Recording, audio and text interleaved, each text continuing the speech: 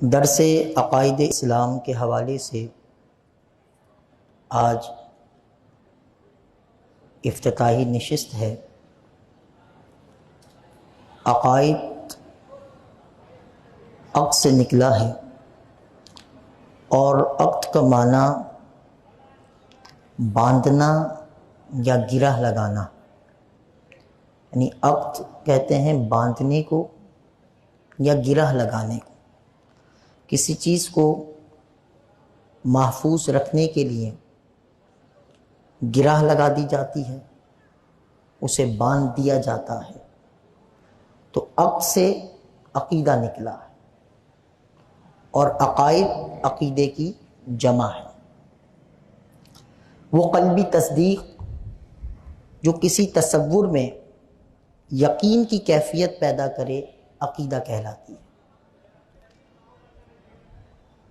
یعنی عقیدے سے مراد کسی چیز کو حق اور سچ جان کر دل میں مضبوط اور راسخ کر لینا، محفوظ کر لینا، باندھ لینا، گرہ لگا لینا، اسے عقیدہ کہا جاتا ہے۔ حیات انسانی میں صحیح اسلامی عقیدے کی اہمیت اسی طرح ہے جس طرح جسم انسانی میں ریڑھ کی ہڈی، اگر عقیدہ درست نہ ہو تو بندے کے اعمال غارت ہو جاتے ہیں۔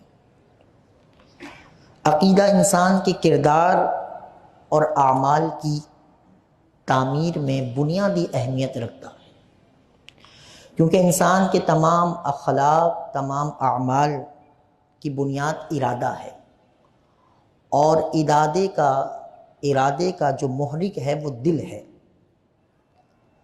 اور ظاہر ہے کہ دل انہی چیزوں کا ارادہ کرتا ہے جو چیزیں دل میں راسخ ہوتی ہیں۔ دل میں جو خیالات ہوتے ہیں، جو افکار ہوتے ہیں، جو اعتقادات ہوتے ہیں، دل انہی چیزوں کو محفوظ کرتا ہے، اور راسخ اور جمی ہوئی چیزوں کو دل جو محفوظ کرتا ہے، انسان کے ارادے اس دل کے حوالے سے ظاہر ہوتے ہیں۔ یعنی دل میں جو کچھ ہوگا افعال کے ذریعے ان چیزوں کا اظہار ہوگا۔ اسی لیے اعمال کی درستگی کے لیے ضروری ہے کہ دل میں صحیح عقائد ہوں۔ صحیح عقائد ہوں گے، صحیح نظریات ہوں گے، تو وہ صحیح عقائد و نظریات صحیح اعمال کا محرک بنیں گے۔ اگر خیالات کے اندر فساد ہوگا یا خیالات فاسد ہوں، تو پھر فاسد خیالات جو دل میں جم جاتے ہیں، تو پھر نتیجہ یہ نکلتا ہے کہ پھر فاسد خیالات فاسد ارادوں کے محرک بنتے ہیں۔ اس لیے عقیدے کی اہمیت بڑی ضروری ہے۔ قرآن مجید فرقان حمید میں اللہ رب العزت نے جا بجا عقیدے کی اصلاح کی طرف توجہ دلائی اور عقیدے کی اصلاح کا حکم دیا۔ عقیدہ بنیاد ہے، عقیدہ اساس ہے، فاؤنڈیشن ہے۔ ایمان کا نور عقائد کے درمیان گھرا ہوا ہے۔ اگر عقیدے کمزور ہو جائیں تو ایمان کا نور زائل ہو جاتا ہے۔ گویا یہ ایمان کا نور عقائد کی گٹھری میں بندھا ہوا ہے، اور عقائد کی گرہ لگی ہوئی ہے۔ جس طرح گرہیں کھلتی رہیں گی، گویا وہ ایمان کا نور ضائع ہوتا رہے گا۔ ہمارے لیے ضروری ہے کہ ہم اپنی حالت پر غور کریں کہ عقائد اسلامیہ کے حوالے سے ہمیں کیا معلومات ہے۔ اگر ہماری معلومات کے اندر فساد ہے، ہمارے خیالات میں اگر فساد ہے، تو یقیناً یہ فساد صرف خیالات تک نہیں رہے گا، بلکہ یہ فساد پھر ہمارے اعمال کے اندر بھی ظاہر ہوگا۔ اس لیے عقیدے کی اہمیت سے انکار نہیں کیا جا سکتا۔ درس عقائد اسلام کا آغاز بھی اسی مقصد کے تحت کیا گیا کہ ایک ایسے نشست جہاں پر قرآن و حدیث کی روشنی میں ہم اپنے عقائد کو سیکھ سکیں، سمجھ سکیں، ادلہ سے، دلائل کی روشنی میں انہیں جان سکیں۔ بندہ مومن کا ایمان اس کے رب پر کیا ہونا چاہیے۔ عقیدے کے لحاظ سے جو سب سے اہم شعبہ ہے وہ اللہ رب العزت کے بارے میں بندہ مومن کا اعتقاد کیا ہو، اللہ کے بارے میں ایمان والا کیا عقیدہ رکھے۔ کیا نظریہ رکھے؟ بسا اوقات عدم علم کی وجہ سے، علم نہ ہونے کی صورت میں، جہالت کی وجہ سے بندہ اس طرح کے اعتقادات اللہ رب العزت کے بارے میں وہ قائم کر لیتا ہے جو اس کے شایانہ شان نہیں ہوتے۔ بسا اوقات ایسے الفاظ وہ اللہ رب العزت کے لیے استعمال کرتا ہے جو اس کے شایانہ شان نہیں ہوتے۔ تو ایک بندہ مومن کو اپنے عقائد کا سیکھنا یہ انتہائی ضروری ہے، تاکہ اس کا عقیدہ ہر طرح کے فسق سے، ہر قسم کے فساد سے پاک اور صاف ہو جائے، اور پھر وہ اپنے اعمال درست سمت کی جانب ادا کرتا ہوا نظر آئے۔ ہمارا سلسلہ گفتگو کا یہی ہوگا کہ ہم نے پہلے عقائد جو اللہ رب العزت کی ذات اور صفات کے متعلق ہیں، ہم پہلے ان عقائد کو ڈسکس کریں گے، اور پھر انشاءاللہ آہستہ آہستہ ترتیب بترتیب ہم دیگر عقائد اسلامیہ کی طرف جائیں گے۔ آپ کے ذہنوں میں دوران گفتگو جو سوالات ابھریں آپ انہیں محفوظ رکھیں، گفتگو کے بعد انشاءاللہ آپ کے سوالات کے جوابات بھی دیے جائیں گے، اور یہ سلسلہ انشاءاللہ ہر نشست کے اختتام پر ہوا کرے گا۔ عقیدہ توحید یا اللہ رب العزت کے بارے میں ایک مسلمان کا کیا عقیدہ ہونا چاہیے؟ اس کے بارے میں فرمایا کہ عقیدہ یہ ہونا چاہیے کہ اللہ رب العزت ایک ہے، یعنی اللہ ایک ہے، جیسا کہ قرآن مجید فرقان حمید میں اللہ رب العزت نے خود ارشاد فرمایا، قل اے محبوب آپ فرما دیجئے، هو اللہ احد، وہ ایک ہے، وہ یکتا ہے، اور فرمایا وَإِلَٰهُكُمْ إِلَٰهٌ وَاحِدٌ لَا إِلَٰهَ إِلَّا هُوَ، کہ تمہارا معبود ایک ہے، اس کے سوا کوئی معبود نہیں۔ اور ایک اور مقام پہ فرمایا لا شریک لہ، کہ اس کا کوئی شریک نہیں۔ تو اللہ ایک ہے، اس کا کوئی شریک نہیں۔ اللہ ایک ہے، اس کا کوئی شریک نہیں۔ اب شراکت کن چیزوں میں ہو سکتی ہے اس کو یہاں پر بیان کیا گیا۔ شریک ذات میں بنایا جا سکتا ہے، صفات میں، افعال میں، احکام میں، اسما میں۔ تو فرمایا اللہ ایک ہے، اس کا کوئی شریک نہیں، نہ اس کی ذات میں کوئی شریک ہے، نہ اس کی صفات میں کوئی شریک ہے، نہ اس کے افعال میں کوئی شریک ہے، نہ اس کے احکام میں کوئی شریک ہے، اور نہ ہی اس کے اسما میں کوئی شریک ہے۔ یعنی اللہ کی جو ذات ہے اس ذات میں کوئی شریک نہیں۔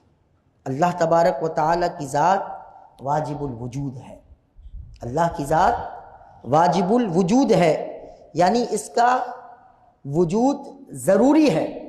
کائنات میں ایک اللہ کی ذات ہے جو واجب الوجود ہے، جس کا وجود ضروری ہے، اس کے علاوہ کوئی دوسرا واجب الوجود نہیں ہے۔ کوئی ایسی شخصیت، کوئی ایسی ذات جو اللہ کے علاوہ ہو وہ واجب الوجود نہیں، بلکہ اللہ واجب الوجود کے معنی کیا ہیں؟ واجب الوجود کے معنی ہے کہ اس کا ہونا ضروری ہے۔ کوئی حالت، کوئی حال، کوئی زمانہ ایسا نہیں گزرا جب اللہ کا وجود نہ ہو۔ اللہ تبارک و تعالی واجب الوجود ہے، تو اس کی ذات میں کوئی شریک نہیں۔ اب اگلی بات ہے اس کی صفات میں، نہ اس کی ذات میں کوئی شریک ہے نہ اس کی صفات میں۔ کہ فرمایا لیسا کمثلہ شیء، اس جیسا کوئی نہیں۔ جو اس کی صفات ہیں وہ صفات اس کی ذاتی ہیں، وہ صفات اسے کسی نے عطا نہیں کی، وہ اس کی ذاتی صفات ہیں۔ اسی لیے اس طرح فرمایا کہ نہ افعال میں بھی اس کا کوئی شریک نہیں۔ افعال میں بھی اللہ رب العزت یکتا اور بے مثال ہے، افعال میں بھی اس کا کوئی شریک نہیں ہے۔ اور فرمایا نہ احکام میں، ولا یشرک فی حکمہ احدا، فرمایا نہ اس کے حکم میں کوئی شریک ہے، نہ اس کے احکام میں کوئی شریک ہے۔ اور فرمایا نہ اسما میں۔ قرآن مجید فرقان حمید میں فرمایا هل تعلم له سمیا، کیا اس کے نام کا دوسرا جانتے ہو؟ یعنی جو نام اللہ کے ہیں کیا ایسا کوئی نام دوسرے کا ہے؟ تو وہ اپنے اسماء میں بھی اس کا کوئی شریک نہیں ہے، اس کے احکام میں بھی کوئی شریک نہیں ہے، اور فرمایا اس کے افعال میں حل من خالق غیر اللہ، کیا اللہ کے سوا کوئی اور خالق ہے؟ تو اللہ ایک ہے، اس کا کوئی شریک نہیں، نہ ذات میں، نہ صفات میں، نہ افعال میں، نہ احکام میں، نہ اسماء میں۔ وہ واجب الوجود ہے، یعنی اس کا وجود ضروری ہے۔ اور عدم کہتے ہیں موجود نہ ہونا۔ عدم کے معنی کچھ ایسے ٹرمز آئیں گے، ایسی اصطلاحات آئیں گی کہ جن کے معنی اگر ہمارے ذہنوں میں محفوظ رہیں گے تو بات کو سمجھنا ہمارے لیے آسان ہو جائے۔ عدم کا مطلب کیا ہے؟ کہ جس کا موجود نہ ہونا۔ عدم کا مطلب ہے یعنی موجود نہ ہونا۔ تو فرمایا وہ واجب الوجود ہے۔ عدم یعنی نہ ہونا، یہ محال ہے، یہ ناممکن ہے۔ محال ایک اور لفظ آ گیا جس کا معنی ہے ناممکن، یعنی اللہ تبارک و تعالی واجب الوجود ہے، اس کا وجود ضروری ہے۔ عدم یعنی نہ ہونا، اس کے وجود کا نہ ہونا یہ ناممکن ہے۔ ایسا نہیں ہو سکتا کہ کسی دور میں، کسی زمانے میں، کسی وقت میں، کسی حالت میں اس کا وجود نہ تھا، بلکہ فرمایا وہ ہمیشہ سے ہے اور ہمیشہ رہنے والا ہے۔ ہمیشہ سے ہے، ہمیشہ رہنے والا ہے، جسے ہم کہتے ہیں قدیم۔ قدیم بمعنی پرانا نہیں، یہاں پر قدیم اس معنی میں استعمال ہے کہ وہ ہمیشہ سے ہے۔ ایک تو لفظ ہم قدیم پرانے کے معنی میں استعمال کرتے ہیں، یہ بڑی قدیمی مسجد ہے، مراد کیا ہوتی ہے؟ یہ بڑی پرانی مسجد ہے۔ لیکن یہاں پر لفظ قدیم جو اللہ رب العزت کے لیے استعمال ہے، اس قدیم کا معنی یہ نہیں ہے کہ جناب پرانا، بلکہ فرمائے اس قدیم کا معنی یہ ہے کہ وہ ہمیشہ سے ہے۔ ایسا ہمیشہ سے ہے کہ اس سے پہلے کچھ نہیں تھا اور ہمیشہ رہنے والا ہے۔ اسی کو مترادف میں کہتے ہیں ازلی اور ابدی۔ یہ مترادف استعمال یعنی ازل سے، ہمیشہ سے ہے اور ہمیشہ رہنے والا۔ تو یہ شان اللہ رب العزت کی ہے۔ اور باقی، وہ باقی رہنے والی ذات ہے۔ کل شیء ہالک الا وجہہ، فرمایا کہ ہر چیز ہلاک ہونے والی ہے اور اس کی ذات باقی رہنے والی ہے۔ پھر یہ شانوں والا ہی اس بات کا حقدار ہے، مستحق ہے کہ اس کی عبادت کی جائے۔ مستحق عبادت صرف اللہ کی ذات ہے۔ مستحق عبادت صرف اللہ کی ذات ہے، اس کے علاوہ کوئی عبادت کے لائق نہیں۔ قرآن مجید فرقان حمید میں جا بجا اللہ رب العزت نے استحقاق عبادت کو بیان فرمایا۔ فرمایا یا ایھا الناس اعبدوا ربکم الذی خلقکم، اے لوگو اپنے رب کی عبادت کرو جس نے تمہاری تخلیق فرمائی، جس نے تمہیں پیدا فرمایا۔ فرمایا ذالکم اللہ ربکم لا الہ الا ھو خالق کل شیء فاعبدوہ۔ فرمایا اللہ رب العزت، اللہ کی عبادت کرو، وہ تمہارا رب ہے اور ہر چیز کا خالق ہے، سو تم اس کی عبادت کرو۔ ایک مقام پہ فرمایا وَقَضَىٰ رَبُّكَ أَلَّا تَعْبُدُوا إِلَّا إِيَّاهُ، سورہ بنی اسرائیل میں فرمایا اور تمہارے رب نے یہ حکم دیا کہ اس کے سوا کسی اور کی عبادت نہ کرو۔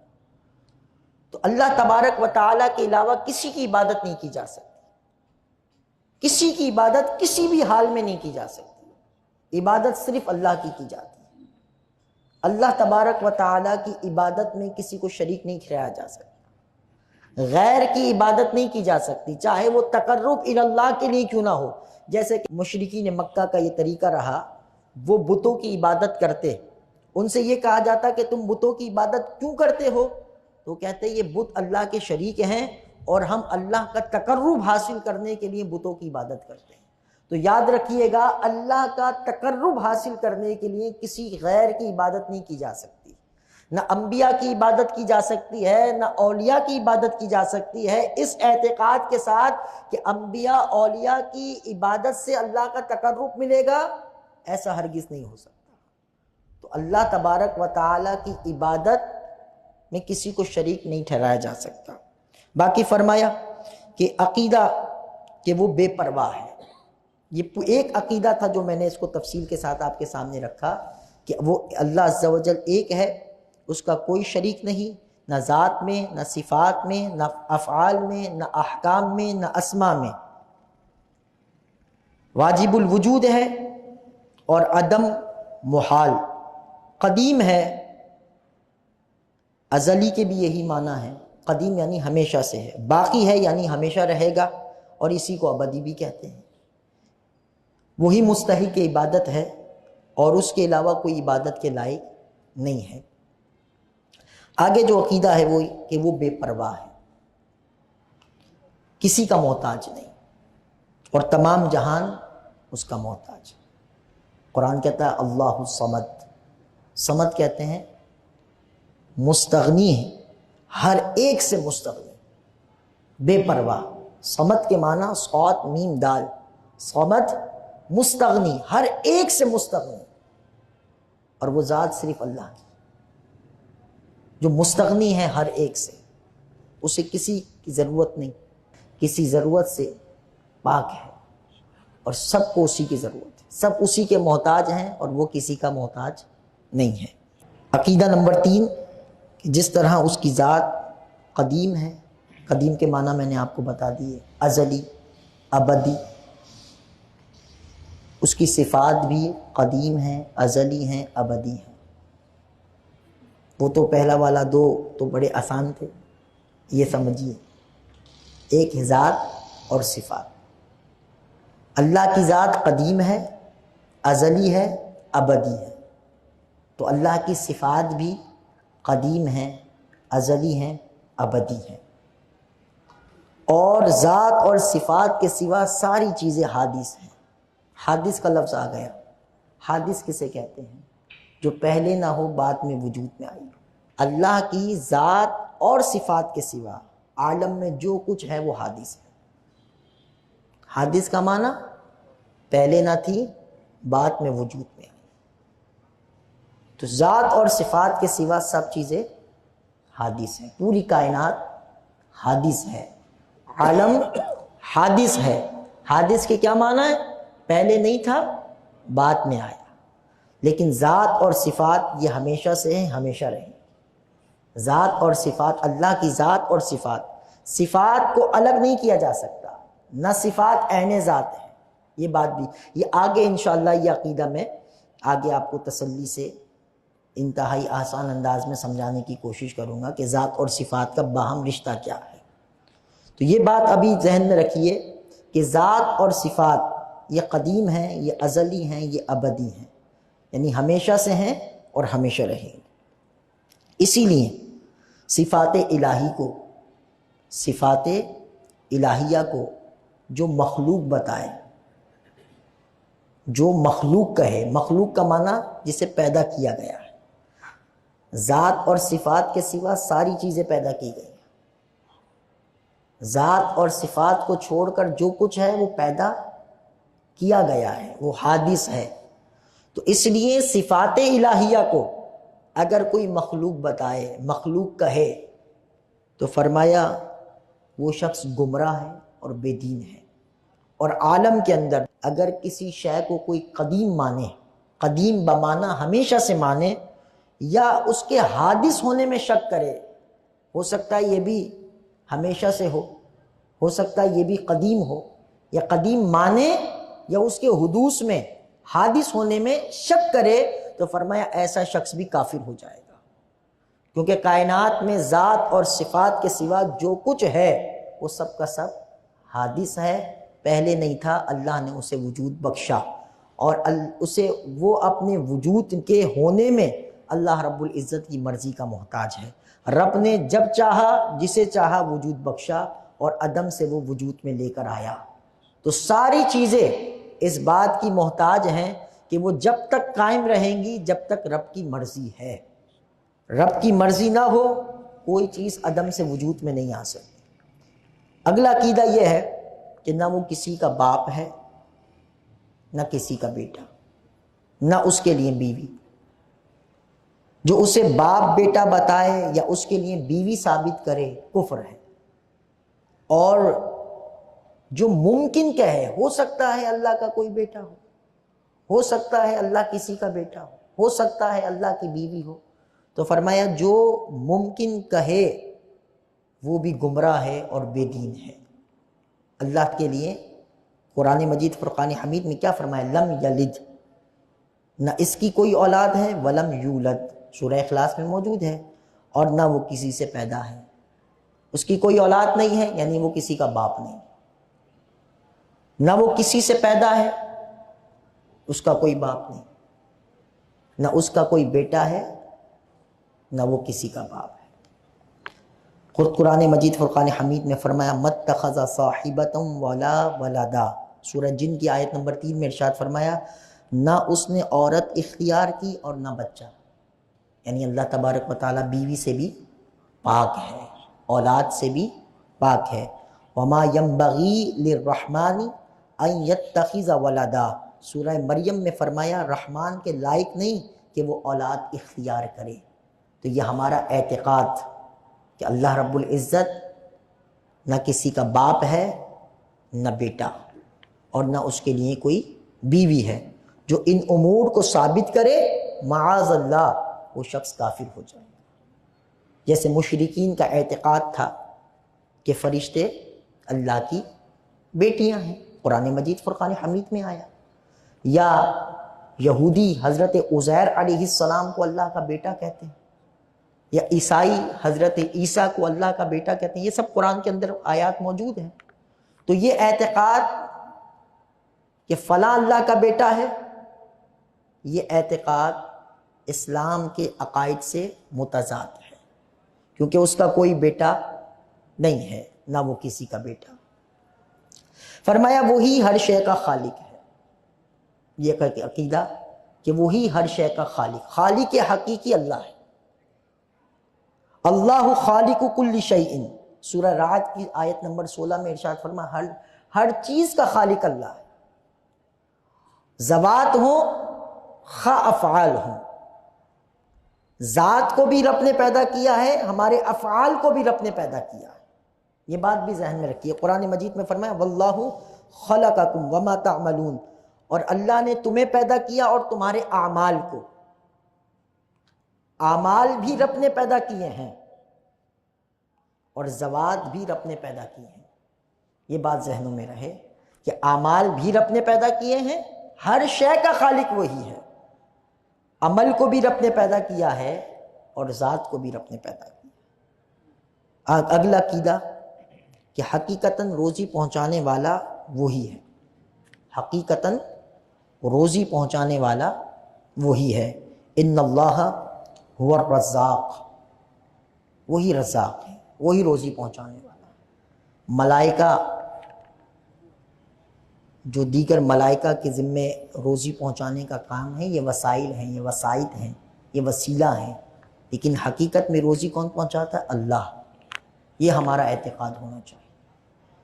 قرآن مجید فرقان حمید میں آیا فالمقسمات امرا، پھر حکم سے بانٹنے والی ہوائیں، یا پھر فرمایا فالمدبرات امرا، پھر کام کی تدبیر کرنے والی فرشتے، مختلف فرشتوں کے ذمے کام ہے، تو امور تقسیم کیے ہوئے ہیں، لیکن حقیقت میں روزی رب پہنچاتا ہے، اس کے حکم کے بغیر کچھ نہیں ہوتا، جو کچھ ہوتا ہے اس کے حکم کے تحت ہوتا۔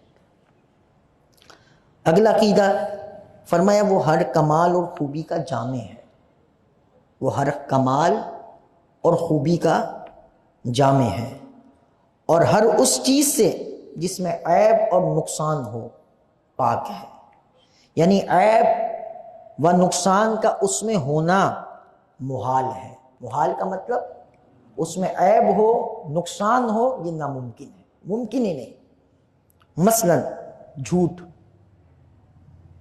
دغا، دھوکہ، خیانت، غلم، جہل، بے حیائی، مکر، ہنسی مذاق، یہ وغیرہ، یہ جو عیوب ہیں اس پر قطعاً محال ہے۔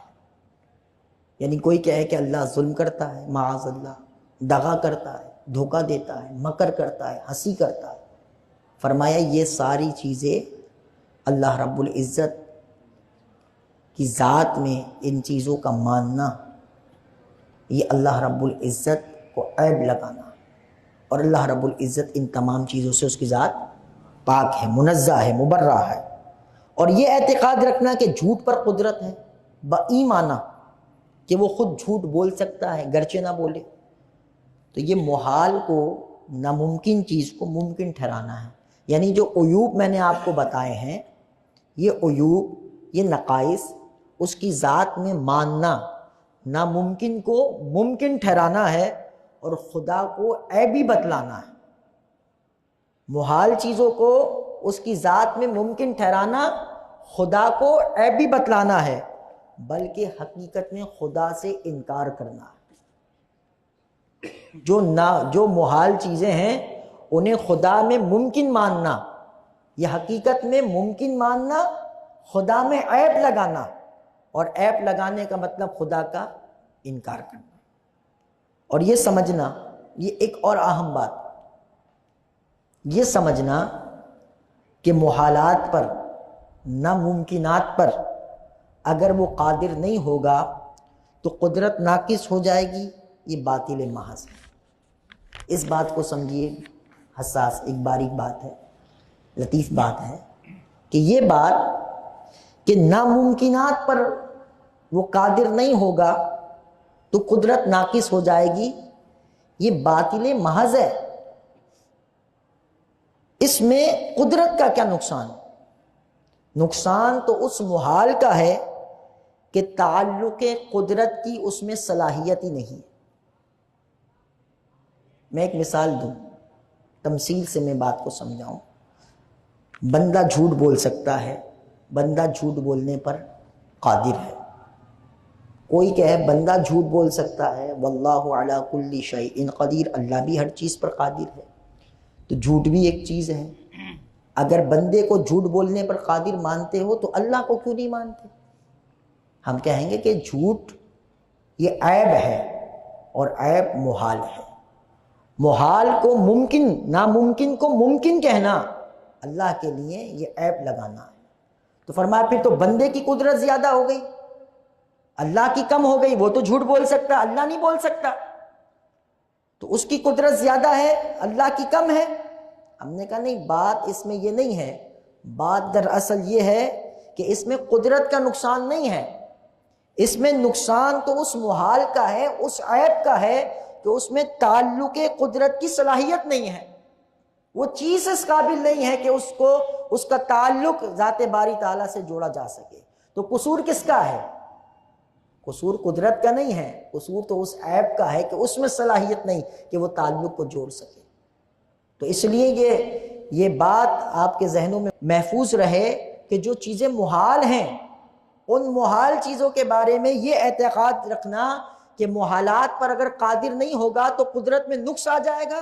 فرمایا ایسا ہرگز نہیں ہے کہ یہ قدرت میں نقصان نہیں ہے، یہ قدرت کا نقصان نہیں، بلکہ یہ نقصان تو اس محال کا ہے کہ اس میں تعلق قدرت کی صلاحیت نہیں ہے. قرآن مجید فرقان حمید میں اللہ رب العزت نے ارشاد فرمایا، اللہ یستہزئ بہم، اللہ ان سے استہزاء فرماتا ہے جیسا کہ اس کے شان کے لائق ہے. استہزاء کے معنی ہے مذاق کرنا. استہزاء کا لغوی معنی ہے مذاق کرنا، لیکن یہاں پر کس اللہ کے لیے استعمال ہوا. اور مذاق یہ عبث کام ہے، یہ بے فائدہ کام ہے. مذاق ایک عبث، فضول اور بے معنی کام ہے. تو اللہ رب العزت کے لیے بعض تراجم میں آپ اس طرح کا معنی پڑھیں گے ان آیات کا. کسی نے یہ ترجمہ کیا کہ اللہ ہنسی کرتا، معاذ اللہ. کسی نے یہ ترجمہ کیا کہ اللہ ان سے مذاق کر رہا ہے. کسی نے یہ ترجمہ کیا کہ اللہ ٹھٹا کرتا ہے. کسی نے یہ ترجمہ کیا معاذ اللہ کہ اللہ انہیں بنا رہا ہے. یہ سارے تراجم آج بھی اردو زبان کے اندر موجود ہیں، لوگ پڑھتے ہیں، لیکن غفلت، لا علمی میں ایسے اعتقادات اگر ذہن میں بیٹھ جائیں، خیالات دل میں جم جائیں کہ اللہ مذاق کرتا ہے. اگر کوئی ترجمہ پڑھنے والا یہ پڑھے اللہ مذاق کرتا ہے، اللہ ہنسی کرتا ہے، اللہ ٹھٹا کرتا ہے، تو آپ مجھے بتائیے پڑھنے والا تو میرے خیال میں پہلے سے زیادہ پھر مذاق کرے گا. پڑھنے والا تو پہلے سے زیادہ مسخری کرے گا، ٹھٹا کرے گا. وہ کہے گا جب اللہ کرتا ہے تو میں کیوں نہیں کر سکتا؟ بات سمجھ رہے؟ جب اللہ کرتا ہے تو میں کیوں نہیں کر سکتا؟ اس کے ذہن کے اندر یہ فاسد معنی بیٹھیں گے کہ اللہ ہنسی مذاق کرتا ہے تو میں بھی کر سکتا ہوں۔ تو اللہ تبارک و تعالیٰ کی شان اس سے وراء الورا ہے کہ وہ ہنسی مذاق کرے، وہ ٹھٹا کرے یا مسخری کرے، لیکن تراجم اس طرح کے ملتے ہیں۔ تو یہ عیب، مذاق عیب ہے، اور اس کی ذات کی طرف مذاق کو منسوب کرنا، آپ کہیں جی مولانا قرآن میں بھی تو آیا استہزاء، تو یہاں پر استہزاء جو فرمایا اللہ یستہزئ بہم، تو اس کے معنی ہے اللہ ان سے استہزاء فرماتا ہے، یعنی ان کے استہزاء کی سزا انہیں دیتا ہے۔ مذاق کی سزا، برائی کا بدلہ برائی نہیں ہوتا، اگر کوئی برائی کرتا ہے تو اس کو سزا دی جاتی ہے۔ تو یہاں پر فرمایا کہ حقیقتاً ہنسی کی نسبت اللہ کی طرف جائز نہیں، کیونکہ ہنسی مذاق ایک بے فائدہ عمل ہے اور اللہ عبث کام سے بلند اور بالا ہے، تو اس لیے اللہ کے لیے ہنسی مذاق کا لفظ استعمال نہیں کیا جا سکتا۔ اور جو قرآن میں آیا استہزاء، تو ہم یہ آگے دروس کے اندر آپ سنیں گے، یہ آیات متشابہات ہیں، اور آیات متشابہات کا عقیدہ نہیں بنایا جاتا۔ یہ انشاءاللہ اگلے نشست میں آپ تفصیل سے سنیں گے، آیات محکمات اور آیات متشابہات۔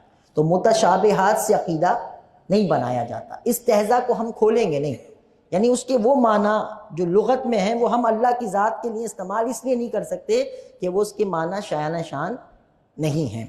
تو اس لیے اعلیٰ حضرت امام اہل سنت رحمۃ اللہ تعالی علیہ نے کنز الایمان کے اندر جو ترجمہ فرمایا وہ یہی فرمایا کہ اللہ ان سے استہزاء فرماتا ہے جیسا کہ اس کے شان کے لائق ہے۔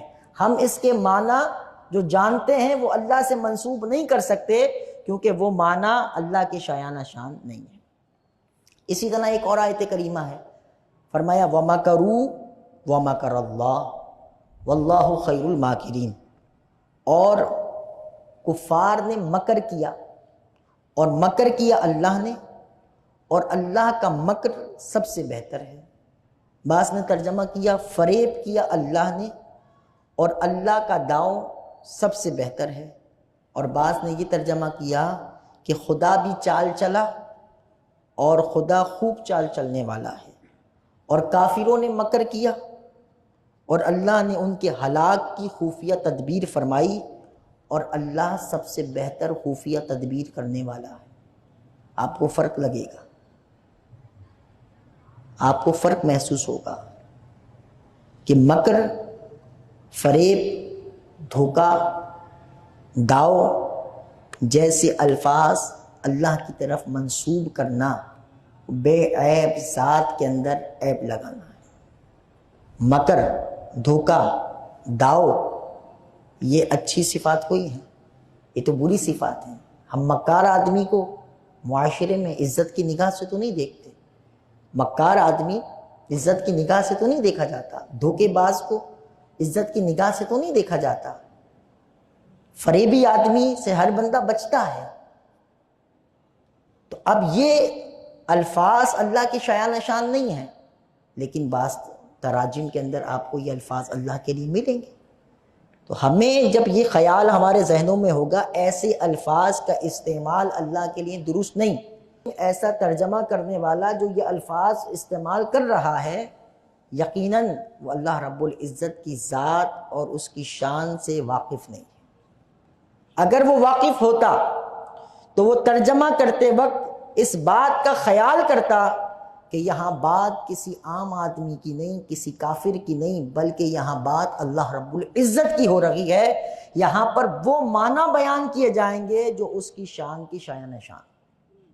اس لیے اعلیٰ حضرت نے ترجمہ کیا کہ کافروں نے مکر کیا، کیونکہ مکر اب کافروں کی طرف ہے تو کوئی اس میں قباحت نہیں، اور اللہ ان کے ہلاک کی خفیہ، اللہ نے ان کے ہلاک کی خفیہ تدبیر فرمائی، اور اللہ سب سے بہتر خفیہ تدبیر کرنے والا ہے۔ دیکھیں خفیہ تدبیر اور مکر میں آپ کو فرق نظر آئے، یہ ہے ادب۔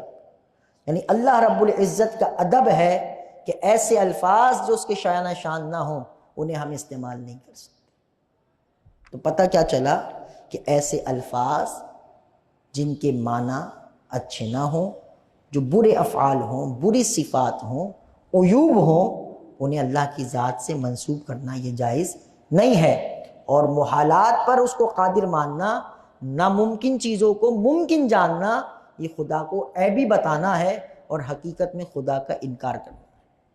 یہیں سے ایک بات اکثر ہمارے یہاں ایک جملہ عوام کے اندر بہت زیادہ بولا جاتا ہے، کیا مرد کیا عورت، اللہ میاں کہتے ہیں سب، اکثریت اللہ میاں۔ دعا کیجئے جی اللہ میاں ہمارے ساتھ اچھا کرے، بس یہ اللہ میاں کا آسرا ہے، اللہ میاں چاہیں گے تو یہ ہو جائے گا۔ ایک بڑا طبقہ ہے ہمارے یہاں جو یہ لفظ میاں کا استعمال کرتا ہے، اور لفظ میاں اردو زبان کا لفظ ہے۔ اردو زبان میں یہ لفظ آقا کے لیے بھی آتا ہے، شوہر کے لیے بھی آتا ہے، اور بدکاری کا جو دلال ہوتا ہے اس کے لیے بھی آتا ہے۔ اب یہ ایک معنی تو اچھا ہے آقا،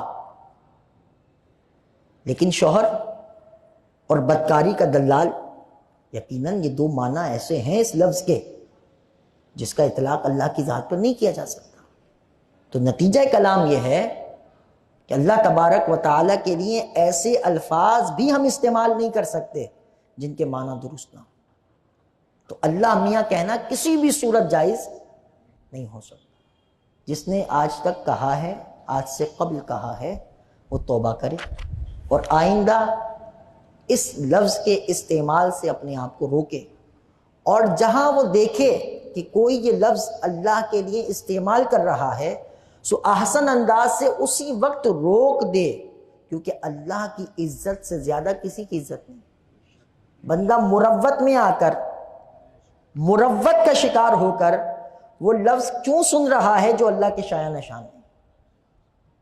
تو یہ خواتین بھی ہماری سن رہی ہیں، ان کے بھی یہ لفظ بہت استعمال ہوتا ہے۔ اللہ تعالیٰ کی کہا کیجئے، اللہ رب العزت کہیں، اللہ عز و جل کہیں، لیکن وہ لفظ استعمال نہ کریں جو لفظ اس کے شایان شان نہ ہو۔ اللہ تعالیٰ کے لیے عوام الناس میں ایک لفظ استعمال کیا جاتا ہے سخی۔ سخی کا معنی کیا ہے؟ محاورہ عرب میں سخی اس کو کہتے ہیں جو خود بھی کھائے اور دوسروں کو بھی کھلائے۔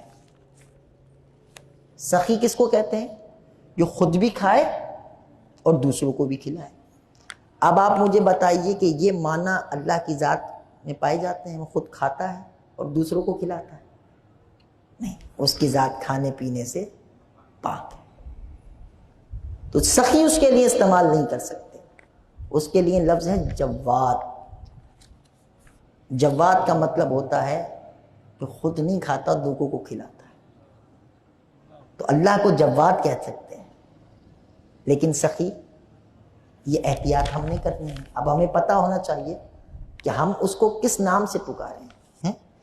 محاورہ یاد رکھیے گا کہ اسماء الہیہ جو ہیں یہ توقیفی ہیں۔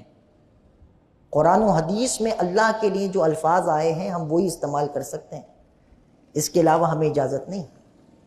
جو الفاظ اللہ کے لیے قرآن و حدیث میں نہیں آئے ہم وہ اللہ کے لیے استعمال نہیں کر سکتے، یعنی ان سے اللہ تبارک و تعالیٰ سے وہ الفاظ منسوب نہیں کر سکتے۔ اسی طرح لفظ عاشق یہ اللہ کے لیے نہیں بولا جا سکتا، اللہ عاشق ہے۔ عشق کا جو معنی ہے وہ اللہ عز و جل کے حق میں محال قطعی ہے۔ عشق ایک کیفیت ہے جس میں اتار چڑھاؤ ہوتا ہے، جس میں کبھی ٹھہراؤ ہوتا ہے، کبھی زیادتی ہوتی ہے، کمی ہوتی ہے، اور اللہ تبارک و تعالیٰ ان تمام چیزوں سے مبرہ ہے۔ عشق کا لفظ بھی اللہ کے لیے استعمال، اللہ کو عاشق نہیں کہہ سکتے، اللہ کو سخی نہیں کہہ سکتے، اللہ کو میاں نہیں کہہ سکتے۔ ایسے الفاظ جن کے معنی درست نہ ہوں، کچھ معنی اچھے ہوں اور کچھ معنی خراب ہوں، تب بھی ایسے الفاظ ہم اللہ کے لیے استعمال نہیں کر سکتے۔ ذہن میں سوال پیدا ہوگا، ہمیں کیسے پتہ چلے گا کہ کون سے معنی اچھا ہیں کون سے معنی برا ہیں، ایک سوال ہے. تو اس کا ایک سادہ سا جواب یہ ہے، جب ہم محفل دینیہ میں شریک ہوتے رہیں گے، اپنے عقائد اور نظریات کو سیکھتے رہیں گے، علم دین کی محفلوں کو ہم آباد کرتے رہیں گے، تو رفتہ رفتہ ہمیں وہ چیزیں ہم پر آشکار ہوں گی، وہ علوم ہم پر آشکار ہوں گے جو ہم نہیں جانتے تھے. ایک دم تو بندہ سب کچھ نہیں جانتا، رفتہ رفتہ ترتیب بر ترتیب اسٹیپ بائی اسٹیپ تھوڑا تھوڑا وہ چیزوں کو جانتا ہے، اور پھر ایک وقت آتا ہے کہ اس کا علم زیادہ ہو جاتا ہے، اس کے علم میں اللہ برکت دے دیتا ہے. تو وہ الفاظ، ہر وہ لفظ جو شرع میں رب کے لیے وارد نہیں ہوا، گرچہ اس کے معنی کیسے بھی ہوں، اچھے ہی کیوں نہ ہوں، اگر شرع میں وارد نہیں ہوا تب بھی ہم ایسا لفظ اللہ رب العزت کے لیے استعمال نہیں کر سکتے. تو یہ آج کا درس تھا اللہ رب العزت کی ذات اور اس کے صفات کے متعلق. کچھ باتیں ابھی رہ گئی ہیں، کچھ عقائد اللہ رب العزت کی ذات کے متعلق رہ گئے ہیں، جہت کے حوالے سے رہ گیا ہے، جسم کے حوالے سے رہ گیا ہے، اس کے کلام کے حوالے سے رہ گیا ہے، اس کی صفات کے حوالے سے رہ گیا ہے. یہ انشاءاللہ زندگی نے وفا کی. ہم اگلے درس میں جو آئندہ بدھ کو منعقد ہوگا، اس اگلے درس میں انشاءاللہ ہم باقی صفات کے حوالے سے اور باقی جو عقائد جو اللہ رب العزت کی ذات کے متعلق ہیں انشاءاللہ ہم اس پر ڈسکس کریں گے.